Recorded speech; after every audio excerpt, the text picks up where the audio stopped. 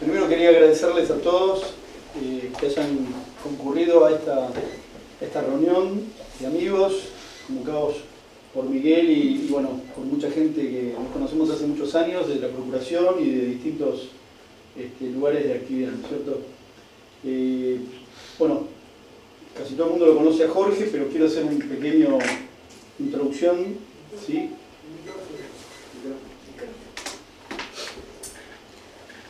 Bueno, Jorge, hola. Hola. Jorge es bachiller egresado del Colegio Nacional de Buenos Aires. Abogado graduado en la UBA. ¿Lo sacamos, eso? No, convencional constituyente. Andá cortando todo. Bueno, convencional constituyente. No, lo de bachiller egresado Nacional de Buenos Aires, sí, porque para mí es muy importante. Eso es lo más importante. Después, subsecretario de Gobierno de la Ciudad de Buenos Aires. Mitre, Miguel Cané, en fin, el que dijo como Kicillof fue de mal gusto. Legislador de la Cámara, ¿puedo decirlo también? No lo puedo. Bueno, vicepresidente primero de la legislatura, presidente de la Caja de Seguridad Social para Abogados, eso también fue muy bueno. Porque la cerró.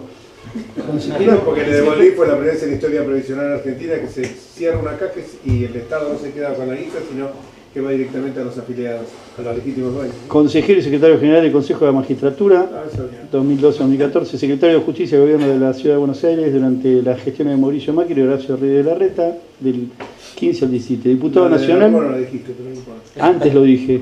Perfecto.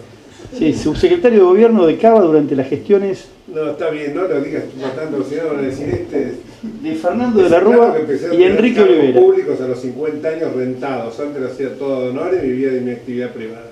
A los 50 años, ya cuando mis hijos habían terminado o estaban en los albores de finalizar sus carreras universitarias, empecé a tener cargos rentados, porque evidentemente cuando uno tiene que parar la olla con chicos, no puede estar sujeto a un sueldo, y entonces uno tiene una profesión liberal, como muchos de ustedes la tienen también, prefería estar en el sector privado. Bueno, diputado nacional, 2017 a 2021. Eso es lo que más me gustó de toda mi carrera. Miembro de Profesores Republicanos, eso también te gusta porque lo seguís haciendo. Profesor universitario de Derecho Constitucional de la Universidad Católica de La Plata, profesor visitante de diversas universidades internacionales. Barcelona, Autónoma de Barcelona, San Pablo, Madrid y Roma. Bueno, autor de numerosas publicaciones y colaboraciones permanentes en los medios de comunicación como La Nación, Clarín, Infobae, Perfil, El Cronista Comercial, El Economista, etcétera, etcétera.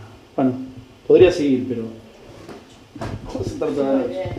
Así que bueno, nada, este es nuestro amigo Jorge Enrique.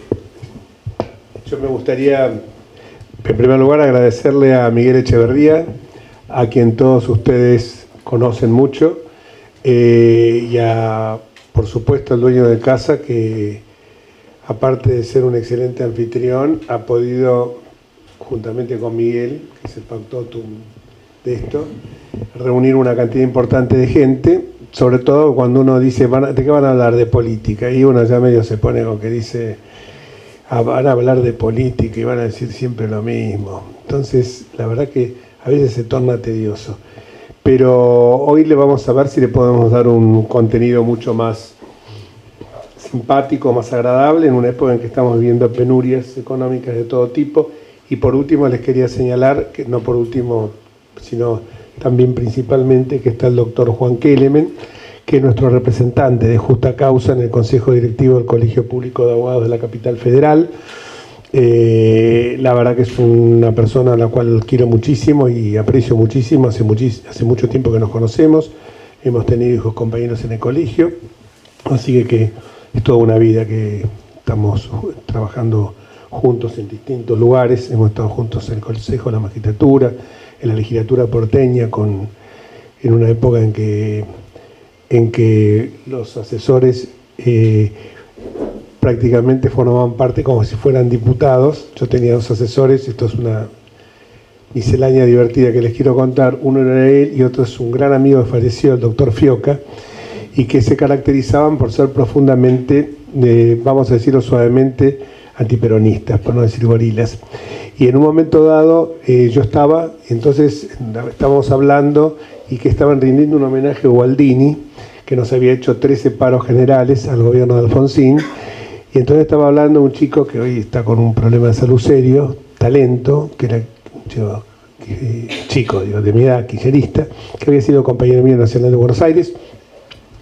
Y entonces ellos dos empezaron a, contestale de los 13 paros generales, cómo estamos rindiendo un homenaje a los 13 paros. Y yo le decía, esto en la Cámara de Diputados los echan. Yo decía, cállense la boca, un poco, porque estaban, la banca estaba acá y como si estuvieran a la altura de la pared. Pero les tenés que decir algo. Escuchame, cuando le hiciste los 13 paros generales estamos rindiendo homenaje a este tipo. Poco más lo quería expulsar. Bueno, el motivo de esta charla era hablar un poco de los lineamientos de lo que pensamos nosotros, de lo que debe ser el Poder Judicial.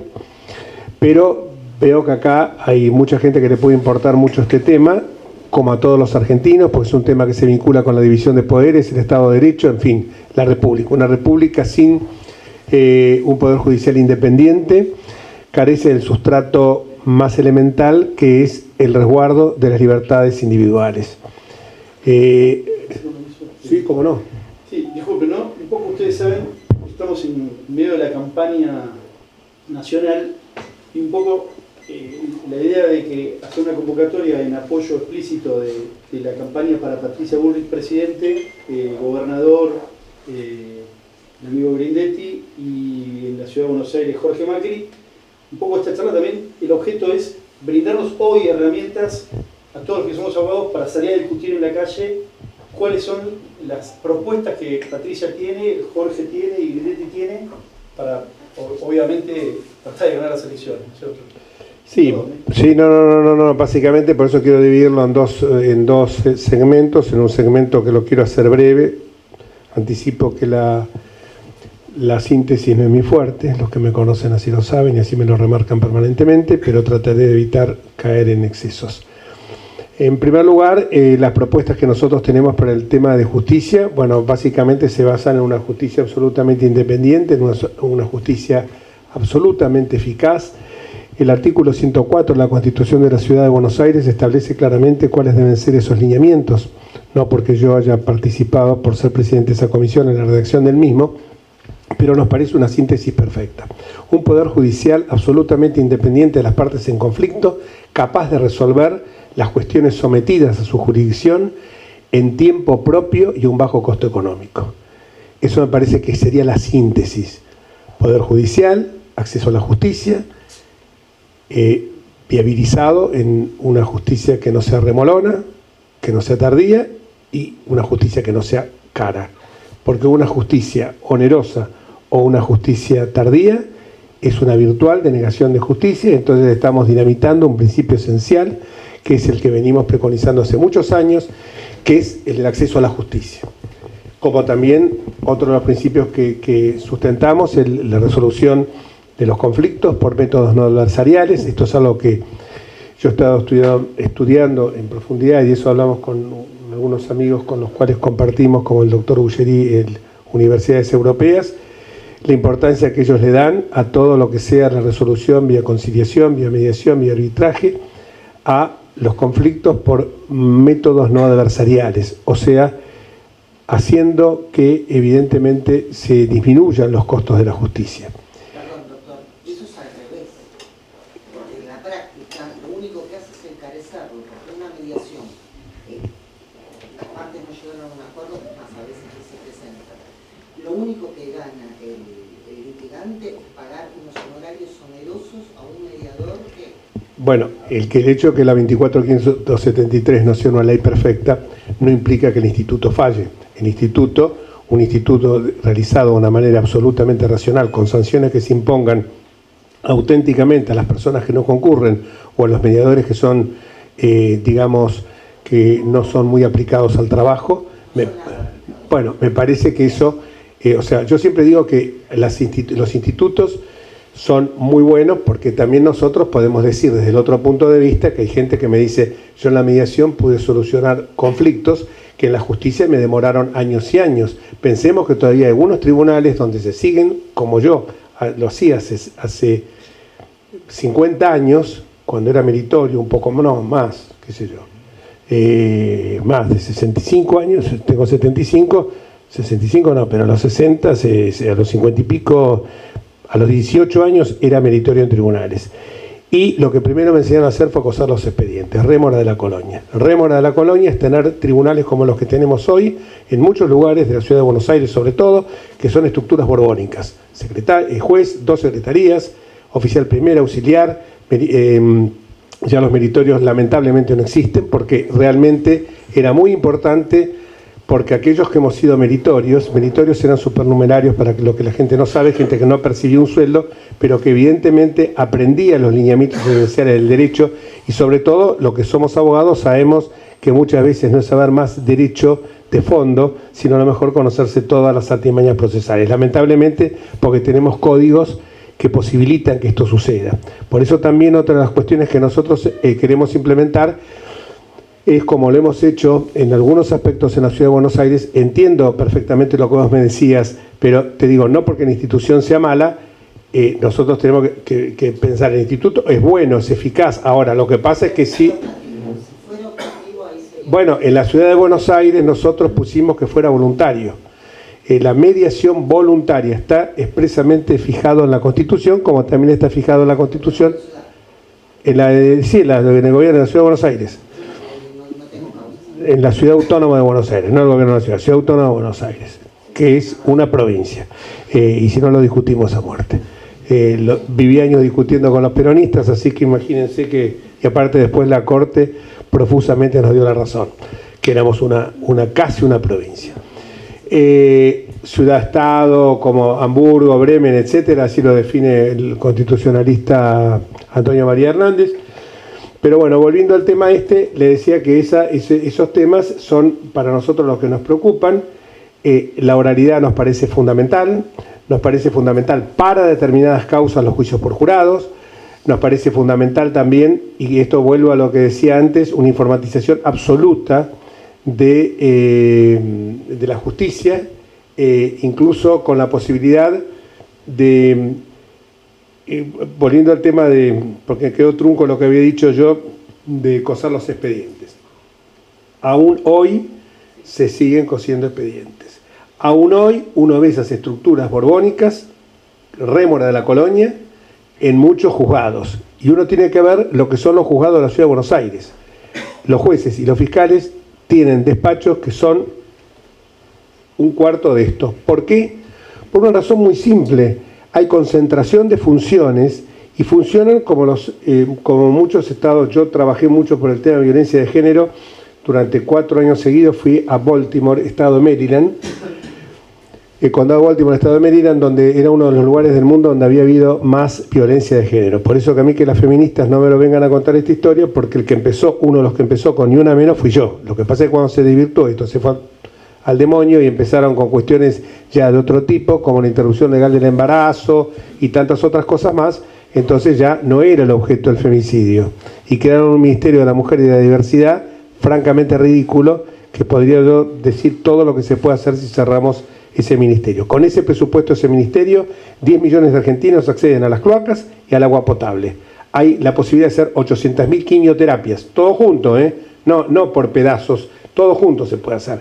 Construir viviendas que permitan viviendas a bajo costo económico, que permitan que las parejas vivan ahí, no en lugares de hacinamiento, que son justamente los que más propicios para que se generen las situaciones de violencia doméstica.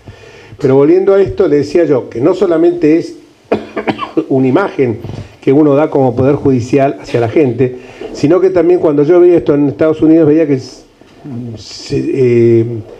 llegaba una jueza, me acuerdo un ejemplo, una chica un poco gordita, muy rica de cara, una señora grande ya, muy bien peinada, muy bien producida, y llegaba a su estrado y estaba 8 horas sentadita ahí resolviendo causas, entraba uno tras otro, y situaciones muy graves, porque situaciones en que los que venían no venían como acá que entran Garifa, venían atados con cadenas y grilletes, y estaba la víctima, que había sido en muchos casos violada, ahí delante, y cuando a alguno se le escapaba alguna palabra, como por ejemplo shit, uno que dijo en su oportunidad, le dijo, bueno, ahora de acá se va, agréguele 90 días más de prisión. O sea, bueno, pregunté yo cómo funcionaba. No, ella llega y tiene la causa, el caso en una hoja de papel con las pruebas sucintas que se requieren para resolverlo. Y ahí terminaba todo. Entonces yo pregunto, ¿y dónde está el despacho? ¿Dónde está? Y se me ocurre ir al baño. Y le pido a un policía dónde estaba el baño y me dice al fondo. Y yo lo único que había al fondo era un despacho que decía Judge, jueza. Y veía el nombre de la jueza. Y yo seguí entrando. Y cuando llegué le dije, acá es él. Y me dijo sí. Evidentemente había un despacho muy lindo, muy coqueto, muy chiquito. Y un baño.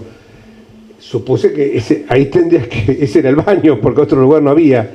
Y me sorprendió que cuando salgo del baño me la encuentro a la jueza que había hecho un cuarto intermedio, me deshacía, una mujer con toga, me deshacían explicaciones. Entonces le expliqué que si yo llegaba a entrar al baño del juez en la República Argentina, fin del Cono Sur, estamos hablando de Estados Unidos, una de las principales potencias del mundo, me podía costar poco más una sanción disciplinaria, porque había usado esto. Se sorprendió porque me dijo, esto es tan suyo como mío, porque yo soy jueza, pero no soy ni más ni menos que usted, argentino, estadounidense o europeo. ¿Qué voy a esto? ¿Con qué voy a esto? Concentración de los actos procesales, otro elemento fundamental. La señora llega y sabe que tiene su calendario de audiencias ahí. Empieza a 8 de la mañana, se va a las 8 de la noche. A las 8 de la noche entra otro turno, que sigue hasta las 2 de la mañana, de jueces. Por supuesto rotativo, incluyendo los sábados. Esa es como la gente ve una respuesta de una justicia eficaz. Esa fue que la gente se acerca al estrado judicial y va a tener la resolución de su conflicto. No va a encontrarse en un estado de anomia como el que vivimos en Argentina. Claro, si yo le explicaba a esta gente, como ha explicado muchas universidades, diciendo que acá existió un partido político que se llamó Justicia Legítima, un partido judicial, no lo pueden creer. Si acá tenemos una jueza como Ana María Figueroa, que no la echa a la Corte, sino que la echa a la Constitución, porque la Constitución es clarísima, y esa jueza quiere permanecer como una ocupa en ese cargo, y todavía siguen insistiendo que ya está todo vencido, que ya ese día dejó de ser jueza, que tiene que devolver la plata que cobró de más, y siguen insistiendo que le quieren dar acuerdo al Senado, y el acuerdo al Senado ya no existe porque esa mujer, para ser jueza de vuelta, tiene que someterse como cualquiera de nosotros a un concurso de oposición y antecedentes. Bueno, este es otro de los temas que nosotros queremos propiciar, un consejo a la magistratura, con todos los vicios que tiene. El consejo a la magistratura está, y la verdad que muchas veces a mí me dicen, reformemos la Constitución, porque el consejo de la magistratura realmente a 27 años vista no ha cumplido adecuadamente el propósito que tenía, porque el componente político sigue estando presente. Creo que tiene que haber un componente mucho más, con mayor participación de la abogacía, con mayor participación de los factores académicos, y por supuesto sí, incluir el tema político, pero hay un autor español constitucionalista, Javier Pérez Royo, que dice que el Consejo de la Magistratura no tiene que ser ni el autogobierno de los jueces, ni tampoco ser un órgano político que implica una inmisión del Poder Ejecutivo en la designación de los jueces. En la Argentina hemos pegado viandazos, y cada uno que se llega al gobierno, y esto lo digo a veces con dolor, porque todo el mundo habla de una justicia independiente. Todos cacareamos con la justicia independiente, pero cuando yo llego al gobierno digo, bueno, sí, justicia independiente, pero no tanto, porque yo lo quiero poner a mi amigo que conozco hace años, que hemos trabajado juntos, a Matías Palotti. Yo no quiero poner a Matías Palotti, pero Matías Palotti es especialista en derecho penal. Sí, bueno, pero se la va a rebuscar si lo ponemos en civil. Entonces ahí ya nos fuimos de mambo. Entonces, estas son las cuestiones que nosotros tenemos que poner especial énfasis en tener un Consejo de la Magistratura realmente que tenga un componente que lleguen por sus cualidades, por su idoneidad. Incluso hasta le diría yo que la selección que se haga de los jueces también sea con un criterio, que se haga un perfil psicológico. porque acá nosotros sabemos que algunos jueces, yo a veces me pregunto, y esto forma parte de la otra parte de la charla, si cuando el artículo 16 de la Constitución habla de idoneidad como única condición a acceder a los cargos públicos, yo me pregunto, caramba, ¿un presidente de la nación puede ser alguien, debe ser idóneo, honesto? Me voy a referir a una persona que no tengo pruebas que sea deshonesto, puede ser una persona que sea capaz, la persona a la cual me voy a referir después puede ser capaz. Ahora, puede ser una persona que hable con los espíritus, que clone perros y que hable con los perros. No, muchachos, la verdad que acá estamos acá no fuimos de mambo. O sea, un perfil psicológico no lo puede resistir. Porque cualquiera de nosotros, si va a sacar el registro hoy, por lo menos en Cava, te hacen hacer un dibujito. Y si te haces el gracioso, como un amigo mío que le hicieron que dibujara una casa y dibujó un perro, no le dieron el registro. Y la mujer le dijo, la psicóloga, le dijo, porque te hiciste el piola, no te dio el registro. No, amigo, pero yo sé dibujar. No, te hiciste el piola. Eso revela que no estás en condiciones porque no sabes aceptar, o sea, adecuarse a una conducta que te están indicando que hagas.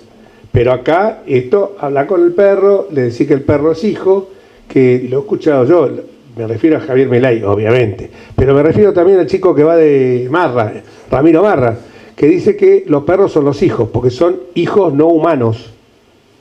Y que cuando sale se lo deja cuidar a la abuela perra. Ah, bueno, yo pensé cuando lo dijo, búsquenlo en Google, fue un programa con, sí, a la abuela perra, dijo, pero a la abuela de los perros, no, mi mamá, que es mi mamá, abuela humana conmigo, pero abuela perra con los perros. O sea, se dan cuenta que estamos en un tema, bueno, pero terminemos con esto y después vamos, quería seguir, bueno, por supuesto también todo esto se relaciona con la implementación del sistema acusatorio, que en la Ciudad de Buenos Aires está funcionando muy bien.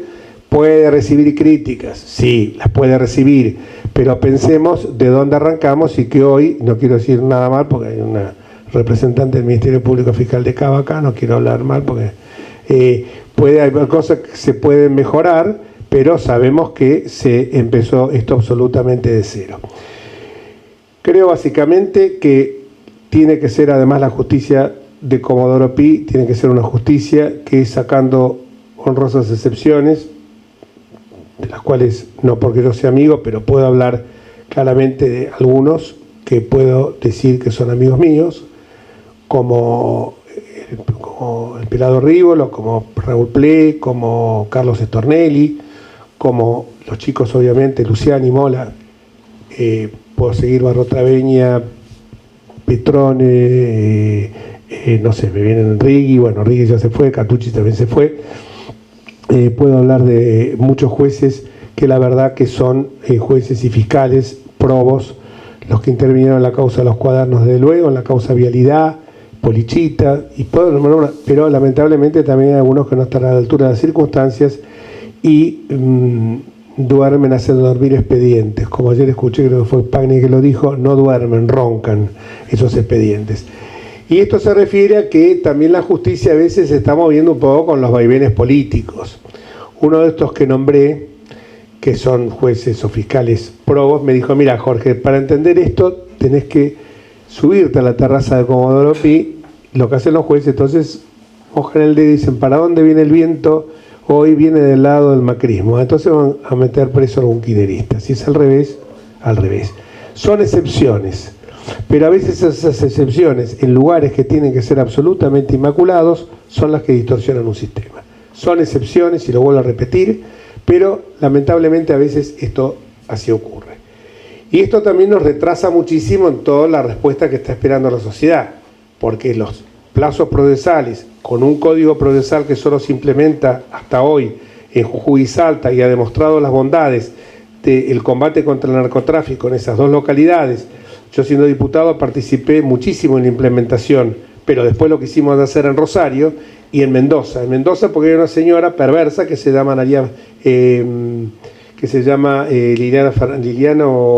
Anabel Fernández Agasti, que era la presidenta de la comisión, se opuso a eso, y en Rosario que no lo querían que lo implementaran porque evidentemente Perotti o el gobernador de turno estaba interesado en que el tema del narcotráfico siguiera fluyendo alegremente. El narcotráfico no es algo que surge como los hongos después de la tormenta. El narcotráfico tiene la raíz en las superestructuras que nosotros, gracias a la gestión de la Unidad de Intervención Financiera, donde estuvieron Mariano Federici y la hoy candidata a senadora por la provincia de Buenos Aires con Maxi Abad, María Eugenia Telerico, lo combatimos. Pero más abajo de esto está, por más que uno tenga buenas normas, pueda tener jueces eficientes, tenés abajo jueces, digo, de la Corte Suprema, que para mí, sobre todo uno, Carlos Rosen, que me merece el mayor de los respetos, y puedo decir que me pasa lo mismo con Rosati, con Maqueda y aún con Lorenzetti, que ha sido cuestionado. Me parece que es una corte digna y una corte que yo, si fuera presidente, integraría con una mujer, porque evidentemente, por más que no esté escrito como en la Constitución porteña, es necesario esto para tener una mirada más de género. Tengo mis dudas con algunas cuestiones de género, pero en este caso me parece que es muy necesario. Así que pensemos que una sola mujer había llegado a la Corte hasta que se implementó, que era Margarita Arguas, hasta que nosotros dimos el puntapié en la Ciudad de Buenos Aires con que no todos tenían que ser del mismo sexo. Pero creo que es fundamental que terminemos también con la connivencia que hay entre algunos policías, y vuelvo a decir siempre algunos jueces y algunos políticos, porque evidentemente si esta connivencia no existiera, el narcotráfico se vería muy acorralado. Dicho esto, creo que habría muchas cosas más para hablar, pero no quiero extenderme porque me parece que ahora viene la segunda parte, que es mucho más divertida, las elecciones del 22 de octubre. Primero tenemos que cruzar un Rubicón, que es ganar en Mendoza el domingo venidero.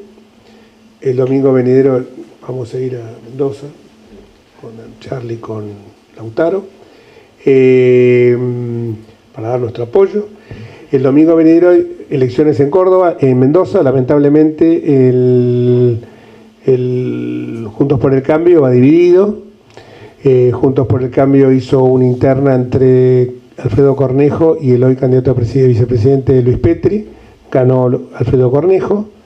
Esto evidentemente le dio mucha más potencia, porque la competencia cuando es una elección interna es buena, es muy buena, ahora dentro de ciertos límites. Yo, que provengo del radicalismo, había un respeto que no se tuvo, un respeto, y más que un respeto, la fijación de ciertas reglas de juego que no se tomaron en cuenta en la Ciudad de Buenos Aires, y esto nos ha perjudicado. Pero nos ha perjudicado no porque fuera malo el mecanismo, porque me parece que mejor que un dedo iluminado, que un dedo mágico, es mucho mejor que los candidatos sean elegidos por las propias fuentes partidarias. Ahora, cuando las elecciones son paso, terminan siendo una enorme encuesta nacional, porque hay gente con otro color político que termina votando en la misma interna que yo estoy votando, que pertenezco en este caso al PRO.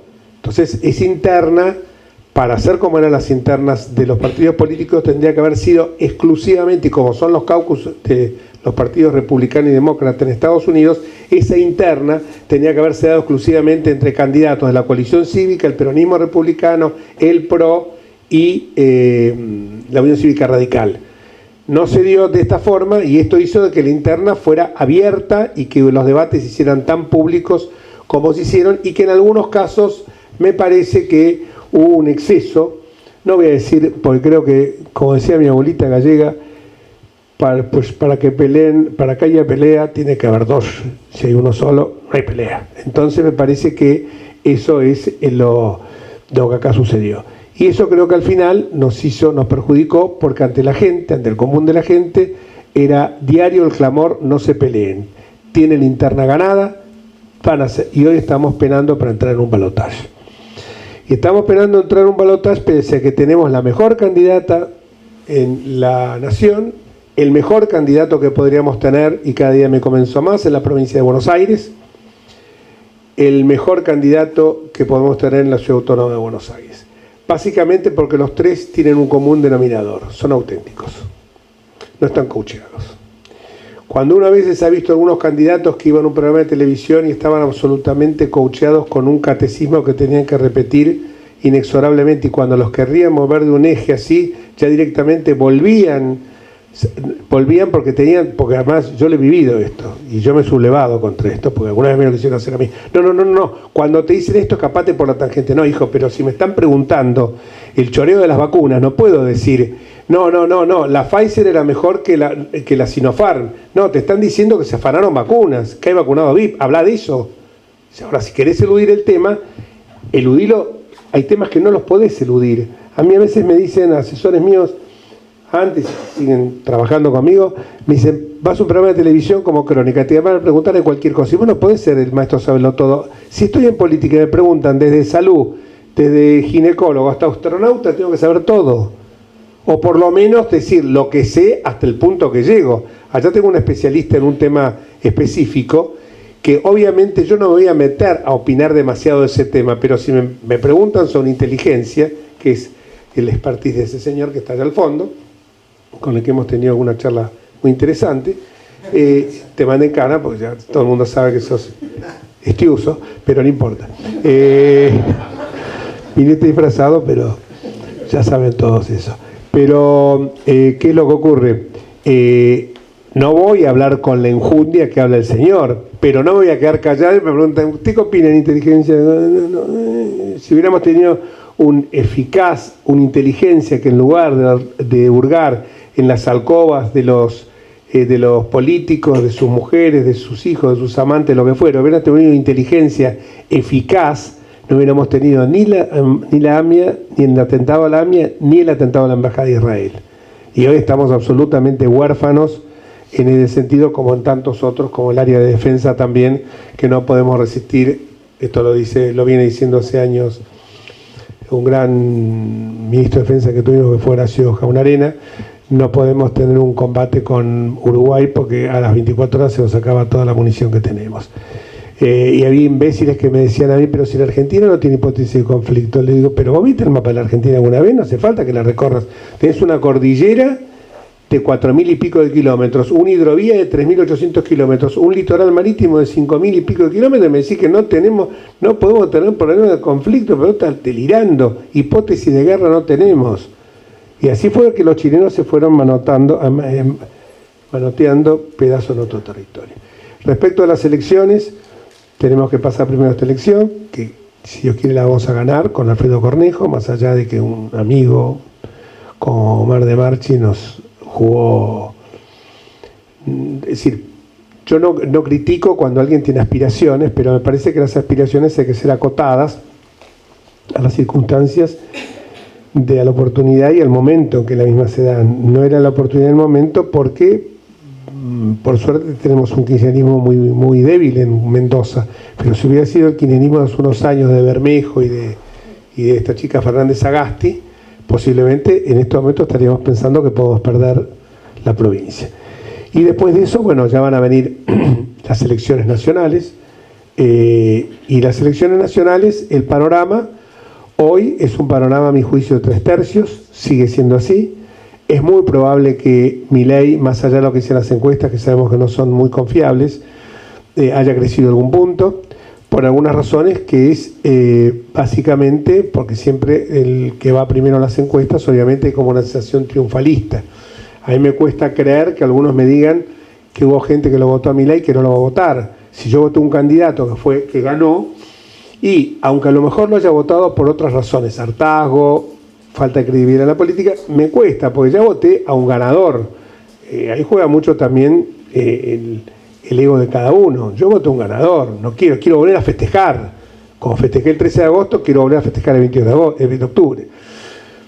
Y por el otro lado, tenemos el tema que la interna, las PASO, produjeron algunas fisuras que por suerte se están suturando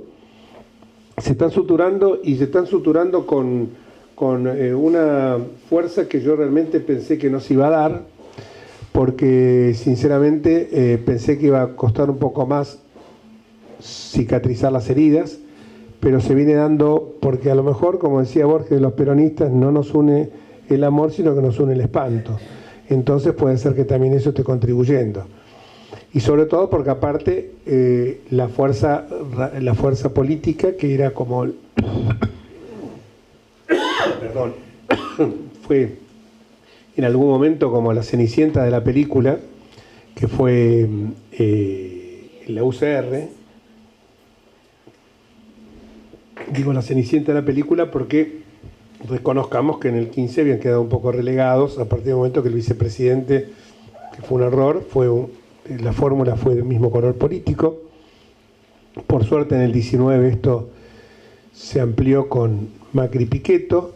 Creo que habría que haberle dado más participación al radicalismo, sobre todo por el despliegue territorial que tiene a lo largo y el ancho del país.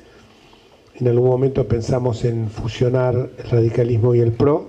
En esto yo lo charlé hace muchos años con Gerardo Morales, con Ernesto Sanz y con Jorge Macri también, de fusionarlo, porque me parece que fusionando los dos partidos en un partido nuevo hubiera sido lo mejor. Pero bueno, esto es como todo. Nadie quería perder su identidad, su historia, sus tradiciones. Pero yo creo que esto afortunadamente se está cerrando ese capítulo y uno lo está viendo en un avance que tiene en la gente. Para mí lo importante es la gente con la que uno habla en la calle, con el taxista, con el diariero, con el supermercadista, y todos ellos, algunos me lo pueden decir porque me conocen y porque ahora bien conmigo van a votar por Patricia, pero no, en algunos casos el taxista por ahí ni me conoce y me dice la verdad. Y sinceramente yo veo que hay el pulso que yo estoy tomando en la calle, en los ambientes académicos, es que Patricia viene sumando puntos. No sé si eso le alcanzará para llegar a ganar en primera vuelta, no, llegar a terminar primera en la primera vuelta, aunque no gane en primera vuelta. Eso saben ustedes que tiene que llegar al 40 y tener una diferencia de más de 10 puntos respecto del segundo. Pero sí creo que hoy tenemos un escenario que va a estar en la primera vuelta, en la segunda vuelta, perdón. Y creo también que tenemos un escenario que el otro competidor va a ser Milei. Y acá viene el tema nuestro, que es como una discusión que a veces tenemos. Ayer yo estuve en un acto donde habló también Lombardi, habló Petri, que era un acto de lo que se llama generación plateada, que son todas las personas mayores de 60 años. Y habló gente y realmente todos decían lo mismo.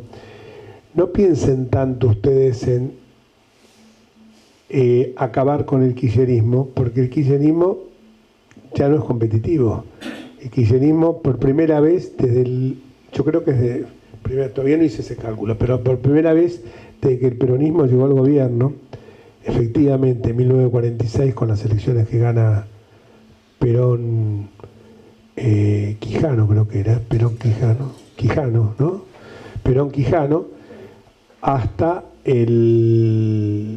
las últimas elecciones, el peronismo jamás había perdido más de la mitad de las provincias o territorios nacionales como eran en algún momento La Pampa y el Chaco. Yo creo, y la Patagonia, yo creo que hasta ese momento el peronismo, y hoy el peronismo está a punto de perder más de la mitad de las provincias. Pensemos que Macri gobernó con 5 provincias donde era gobierno, de la Rúa 9 y Alfonsín 7. Entonces cuando uno hace ese cálculo tiene que pensar que hoy no tenemos que fijarnos tanto en el peronismo que se agota en el presente, porque el peronismo tiene todo el pasado por delante. No sé quién lo dijo, pero me parece una frase debe haber sido Borges. Tiene todo el pasado por delante. El peronismo no puede ofrecer futuro, porque el peronismo sabe que con estos bombarrachos que están haciendo, espejitos de colores que terminan favoreciendo a los sectores que ellos dicen que hay que castigar, que son los sectores más pudientes de la sociedad, los termina perjudicando con este impuesto a las ganancias. Este impuesto a las ganancias beneficia solamente a 800.000 personas. Desfinancia el Estado, termina financiando los planes sociales y termina generando inflación, que es el impuesto que más castiga a los pobres y a los sectores más vulnerables de la sociedad. Entonces yo creo que esto es lo que hace el populismo siempre, entierra en el presente el futuro. no hay futuro. Entonces nosotros nos tenemos que fijarnos en ese que es un populismo absolutamente arcaico, que todavía sigue hablando como cuando yo era chico, de la oligarquía, de la embajada, de la bota yanqui, de todas estas cosas, como bueno, el catecismo que tiene Grabois, ¿no? Sino de la oligarquía terrateniente, sino pensar en cuál es nuestro competidor que le podemos sacar. O sea, los votos los tenemos que ir a buscar nosotros en los votos que no concurrieron, en esos 11 millones de personas que no fueron a votar. Muchos de ellos, gente adulto mayor, que está podrido de la política, que está podrido de 70 años, donde es cierto, no le dimos satisfacción, la política no le dio satisfacción a las necesidades reales de la gente. Esto es un mea culpa que tenemos que hacer todos. Todos. Yo, como hoy hablaba en una radio, digo, puedo ser, porque aparte, bueno, los que me conocen lo saben, no tengo por qué ser, no sé si seré muy o poco o nada inteligente. Poco o nada inteligente, muy seguro que no soy. Puedo ser poco o nada capaz, pero lo que sí les puedo asegurar es que soy honesto. Pero con que haya uno no sirve, con que haya miles no sirve, con que haya cientos no sirve. ¿Por qué? Porque si hay un grupo minúsculo que pasa como el intendente de Loma de Zamora, como pasó ahora con Insaurralde, que ya imagino que todos conocen la historia. Insaurralde le pasó a Jessica Sirio $20 millones por el divorcio. La mujer le había pedido 50. Creo que si cualquiera de nosotros nos divorciamos, lo único que podemos dar es un pibe. Toma, quédate con el pibe, porque más de eso no te da. Porque este tipo, dimensionen 20 palos verdes, se los pido por un momento. 20 palos verdes son, no sé, no, dimensionenlo en, por ejemplo, en una propiedad buena de $200.000. Una propiedad, nada una cosa, nada del otro mundo, pero no una propiedad humilde, una propiedad de $200.000. Una propiedad para alguien de clase media, una propiedad de $200.000. ¿Cuántas propiedades son? 100. ¿Lo dimensionan? Lo que pasa es que es muy cara la surtida. Claro, que no la agarre el Otoki, que le va a salir más cara todavía. Pero entonces cuando uno ve eso, a cualquiera, porque si a mí me hierve la sangre, que estoy en política, ¿cómo no le hierve la sangre al tipo y que estoy en política, pero que aparte todos los días tomo un bondi o tomo un subte o tengo que ir a un lado a trabajar y paso las 1000 vicisitudes del piquete, de la manifestación, y el guacho este vive en Puerto Madero, donde directamente está con chofer? Entonces, ¿cómo no le va a hervir la sangre? El tipo que se levanta a la mañana, que lo único que yo he tenido empresa, que mi preocupación era pagar la quincena, ir a cubrir el descubierto en el banco y pagar ingresos brutos, que lo pagaba sobre, ¿cómo se paga? Sobre el devengado y no sobre el percibido. O sea, pagaba hoy y a los 90 recién recibía la plata. Entonces digo, estas cosas que le pasan a como una muerte de este tipo, que con 20 palos verdes, a mí le pide 50 palos verdes, el tipo la arregló con 20, y el tipo, y la sacó barata, o sea que el tipo debe tener los otros 30, porque la otra debe haber hecho seguro que la agarró la Roosevelt, y la Roosevelt le debe haber hecho la cuenta del gran capitán y debe saber hasta el último mango que tenía el tipo. Entonces, el tema es que, aprovechando el hartazgo que tiene la sociedad con una clase política que en 40 años, tomemos los últimos 40 años, no le ha podido dar satisfacción, más breves primaveras como pudieran haber sido, qué sé yo, a mi juicio el Alfonsín por la restauración de la democracia y Mauricio Macri por el tema que dejó un país con las variables macroeconómicas ordenadas, superávit comercial, superávit energético, superávit primario, reserva del Banco Central cuando lo recibimos en menos 4.000 millones y lo dejamos arriba de 5.000, y un tipo de cambio competitivo. Y uno ve el desastre que hicieron estos tipos, más allá de toda la inmoralidad que todos la sabemos, que son los bolsos, que la rosadita, que la causa vialidad, que es la causa de los cuadernos, todo eso que nosotros ya sabemos hasta remanidamente, el vacunatorio VIP, nosotros hemos hecho, en mi caso, yo hice 11 denuncias contra Fernández, Bisotti, Ginés, Cafierito, la vieja, la señora vicepresidente, contra todos, por todas las cosas que habían cometido, por todos los atropellos que habían cometido, 11 denuncias penales. la gran mayoría de ellas están roncando. Y es más, como decía Fait, la cronoterapia cumple su misión. La cronoterapia es cuando prescriben, o por el transcurso del tiempo, la perversidad. Esto es más perverso, la cronoterapia, no tanto en esto, sino cuando yo escuché hablar un día a Amado Vudú, que me dijo, digo, pero vos con esto tenés un desastre. Cuando estaba haciendo el tema de Casaba, no, me dijo, porque estos juicios no se pagan. ¿Cómo no se pagan? Y la gente, la biología cumple su ciclo y la gente se muere y después no.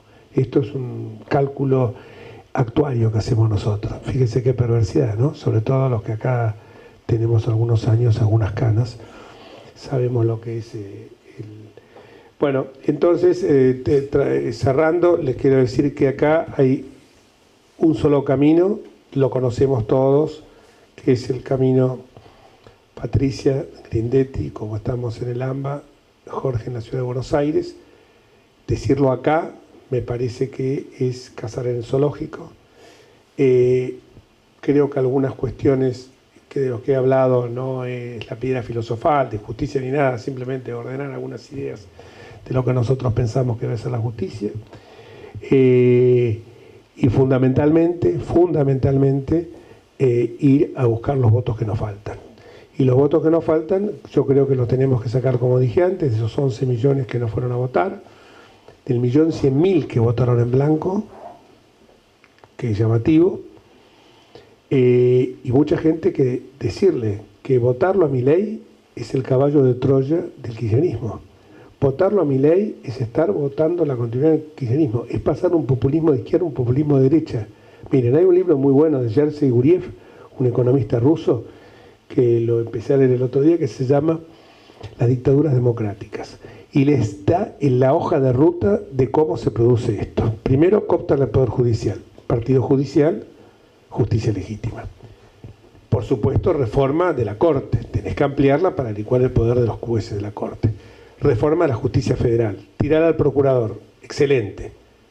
Que yo, le he dicho a Patricia Bullrich, Casal, hasta que cumpla la edad, se tiene que quedar. Porque Casal, a viento y marea, y lo vi yo defendiéndose en la Cámara de Diputados, es un tipo íntegro totalmente, Eduardo Ezequiel Casal. El doctor, bueno, Julio Contegrán, otro fenómeno. En provincia, otro fenómeno. Digo, estos son casos que tienen que quedar. No me vengan con la fantasía, no, porque vos sabés que tenemos un compromiso. No, me importa 3 carajos, disculpen la expresión, el compromiso con el que tengas. O buscamos de una vez, en definitiva, que venga el tipo más idóneo, el tipo más honesto, el tipo más capaz, o nos vamos a la mierda. Disculpen la expresión, pero es así. Esto es una encrucijada, grabémonos la palabra, es una encrucijada. Acá hay un solo camino que se puede tomar. Y para decirle a la gente que el otro camino es el equivocado, vayamos con cosas muy concretas. Acá Alfonsín en su momento denunció lo que era el pacto militar sindical. Y me acuerdo que un periodista, Mariano Grondona, dijo, cuando alguien le preguntó a Alfonsín dijo, no tengo pruebas, pero tengo indicios. Y Mariano Grondona se agarró de eso y dijo, ¿saben lo que dice Raúl Alfonsín? Tiene razón. Es lo mismo, como abogado lo digo, que si yo llego a la escena del crimen, veo a una persona con la pistola todavía humeante, las huellas de parafina coinciden, las huellas coinciden con la parafina de la mano, que se le pone en la mano, el cadáver está ahí y no había más nadie en esa habitación, pero no se vio el hecho en que le metió el tiro, pero evidentemente el asesino es él. Acá había un pacto militar sindical clarito, que se plasmó cuando no le pudieron, la ley Mucci no pudo salir, y después con los 13 paros generales, que tanto lo enervaba el doctor Kelemen, en la legislatura porteña, acá tampoco podemos demostrar que haya un pacto escrito, pero estamos votando a un tipo que Barrio Nuevo, a ver, Barrio Nuevo, pensemos lo que es, Barrio Nuevo fue el que dijo, paremos de robar 3 años, 2 años, y vayan a ver el hotel que antes era el Sasso, el hotel que tiene ahí, un lujo asiático. Se compró 72, bueno, pero ese es el que yo conozco. ¿Se compró Osaka también? Osaka, el restaurante más caro de Buenos Aires de sushi. Es de él. Bueno, pero lo más grave, está bien, todo eso, a lo mejor lo puede justificar, yo creo que no puede justificar estos tipos ni una caja de fósforo, pero a lo mejor lo puede justificar. Pero lo más grave es que mandó a quemar urnas.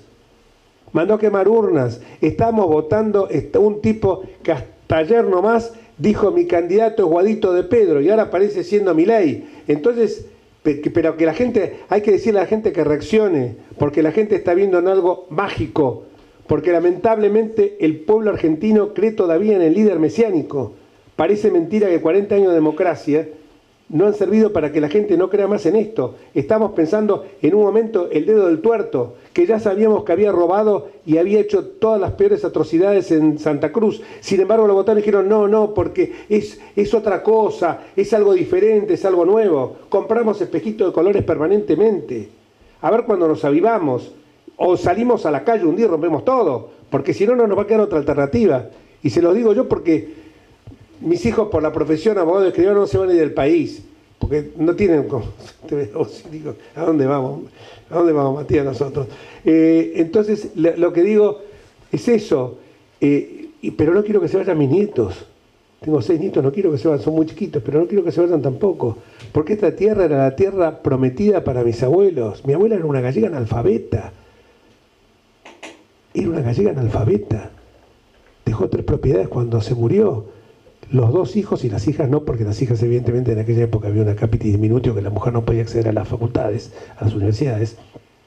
Los 2 hijos mayores, mi viejo y mi tío, doctor en ciencias económicas. Mi abuelo era motorman del tranvía y trabajaba en el frigorífico Anglo.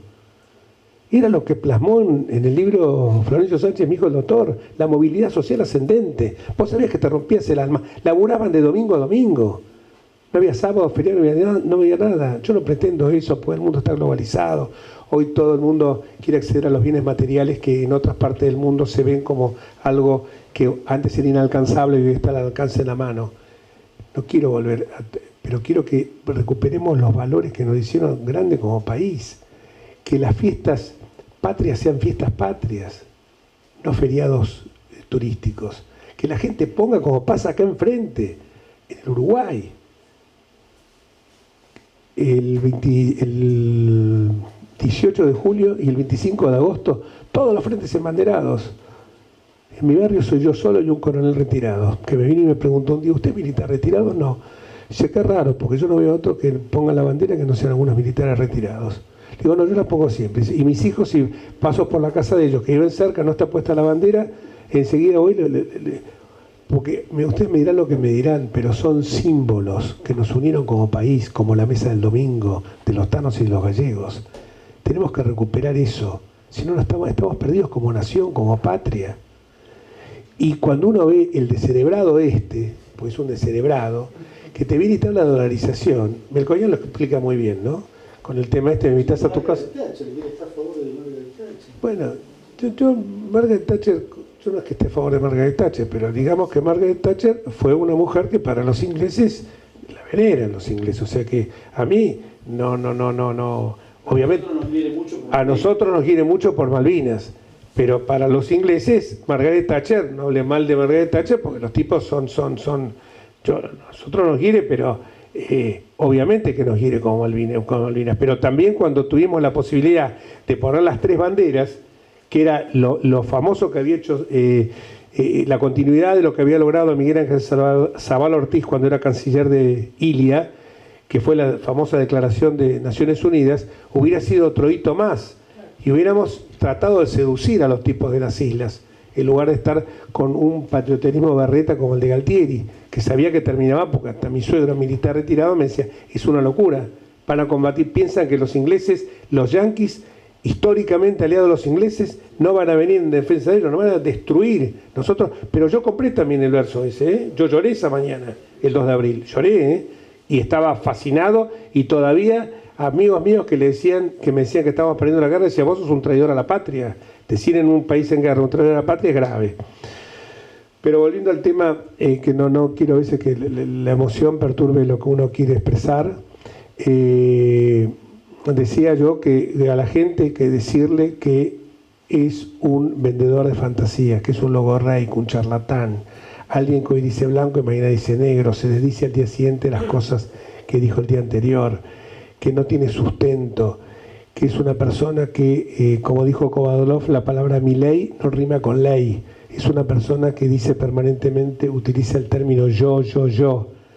Parece el rey que a los 16 años, Luis XIV, dijo el Estado soy yo a los 16 años, este hombre tiene 51, aquel lo dijo a los 16 años y cuando era rey, l'État c'est moi, el Estado soy yo.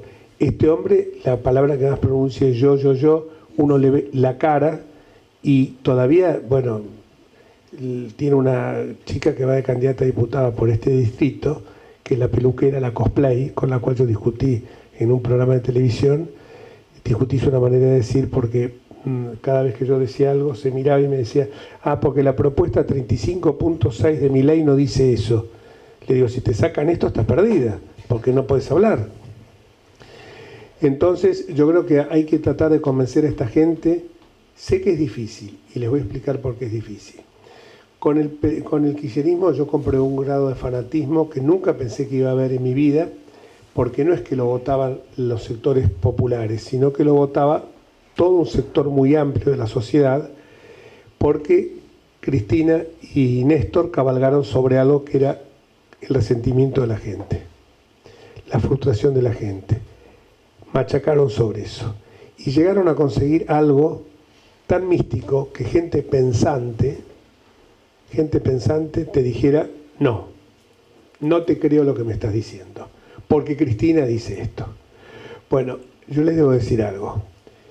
Este fin de semana yo mando, como muchos de ustedes son víctimas mías, mando como 2 o 3 WhatsApp por semana o más a 10.000 personas.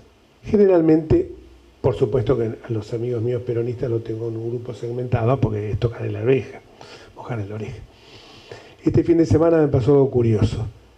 Un destacadísimo economista que estaba, subrayo el tiempo del verbo, con López Murphy, me dijo, estás equivocado todo lo que decís. Mi ley no es eso. Es una postura que habla con los perros, es una postura de espiritismo, es una postura de esto.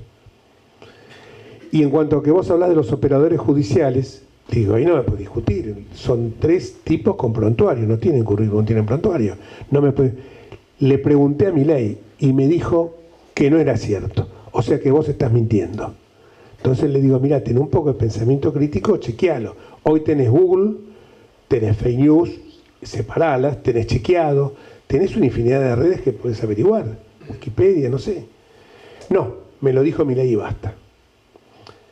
Es un destacadísimo economista que nunca pensé que me iba a conocer eso. Un profesor de la facultad, insospechado de ser antidemocrático, derecho constitucional, republicano 100%. Lo votaba a Alfonsín, lo había votado a la Rúa, a Macri, un tipo antikirchnerista, pero antikirchnerista furioso. Me contesta diciendo un artículo que yo puse que creo que se titulaba Con gritos y con no se solucionan los problemas del país, con gritos y con vocinglería, algo así. Entonces solucionan los problemas del país, donde describo todo lo que a mi juicio es mi ley. Y me contesta diciendo que todo lo que estoy diciendo ahí son macanas, que mi ley va a gobernar igual, aunque no tenga mayoría en la Cámara de Diputados, mayoría. Aunque tenga un segmento muy minúsculo, no va a poder tener más de 40 diputados sobre 257, sobre 72 senadores no va a tener más de 8. Entonces le digo, explícame cómo va a gobernar. Decreto de necesidad de urgencia, vos sos constitucionalista, no resisten un análisis.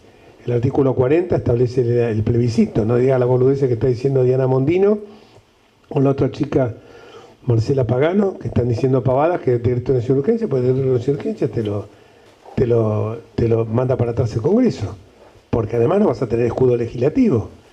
¿Qué vas a cerrar el Congreso? Como hizo Fujimori, tenés a la vuelta de la esquina el juicio político. El juicio político tenés a la vuelta de la esquina. No tenés escudo legislativo, no tenés escudo parlamentario. ¿Quién te va a defender? 8 tipos en el Senado y 40 y pico en la Cámara de Diputados. 0. ¿Cuántas provincias tenés? ¿Cuántos municipios tenés? ¿Y así vas a gobernar? Sí, porque mi ley trae la mística. Nos lleva, le juro por Dios, nos lleva a la tierra prometida. Profesor de Derecho Constitucional. Nos lleva a la tierra prometida. cuando yo he discutido con alguno de estos en algún programa de televisión, digo, ¿cómo van a dolarizar, muchachos? Porque además, Marra me contestó un día muy suelto de cuerpo, ¿funciona esto en algún país del mundo? Me dijo, sí, en Estados Unidos. Sí, porque tienen dólares. Y bueno, pero funciona.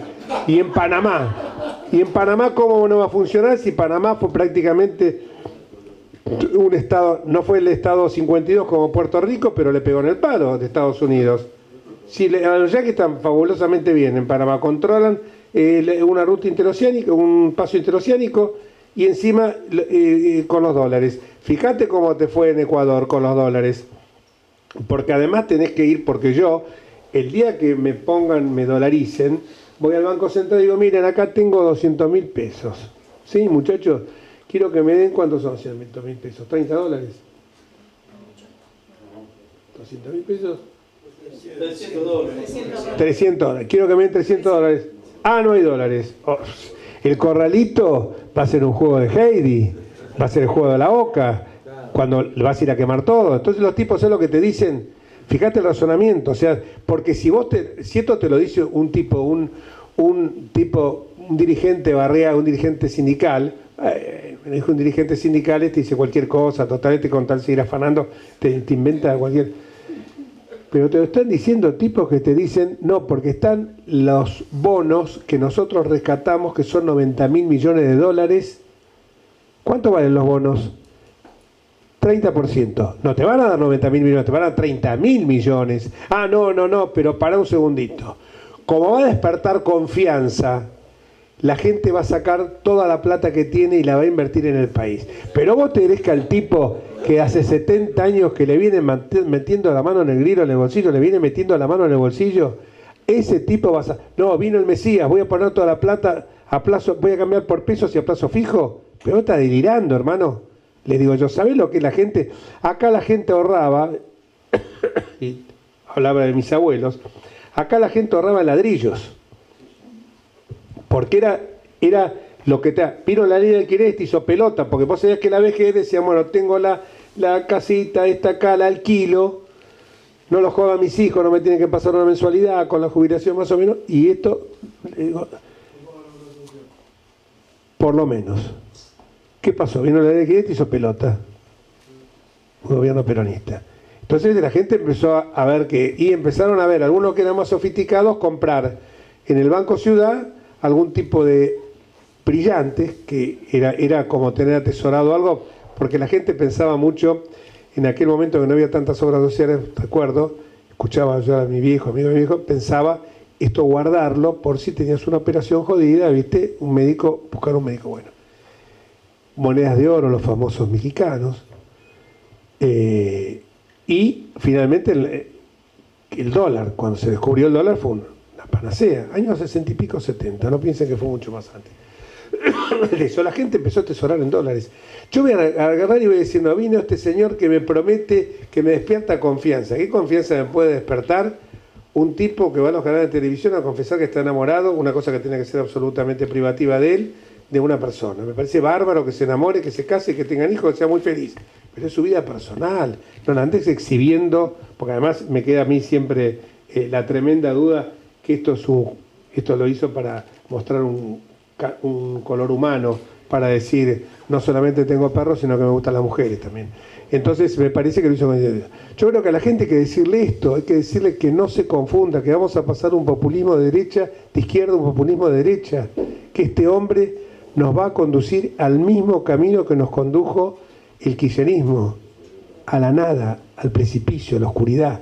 Creo que eso es lo que nosotros tenemos que decir a la gente. A lo mejor no decírselo con la demencia que yo lo digo, porque a veces cuando uno, siempre me dicen amigos, cuando querés reprochar a alguien, tratá de decírselo por las buenas, porque por las malas encabritas a la gente. Pero yo creo que hay momentos en que uno lo tiene que decir, y a la gente señalarle esto y decirle, si queremos un futuro en serio, pensemos en una persona valiente, corajuda, decente, que no abjuró nunca de su pasado, que reconoció los errores que cometió cuando fue montonera, que lo fue, aunque no haya sido militante de poner bombas, reconoció que se había equivocado, una persona que cuando tuvo que enfrentar a los gordos los enfrentó, cuando tuvo que enfrentar a los narcos los enfrentó, y que en definitiva no nos habla de una tierra prometida, nos habla de la verdad. Y la verdad, como dice los versos de Machado, nunca es triste la verdad, sino lo que no tiene remedio. Y espero que algún día, ya que me agarró el tema poético, podamos decir a la gente que dejemos de lado aquello que decía Arjona. No sé si se acuerdan de una letra de Arjona. Había una letra de Arjona que decía, tiene el acompañamiento musical ahí.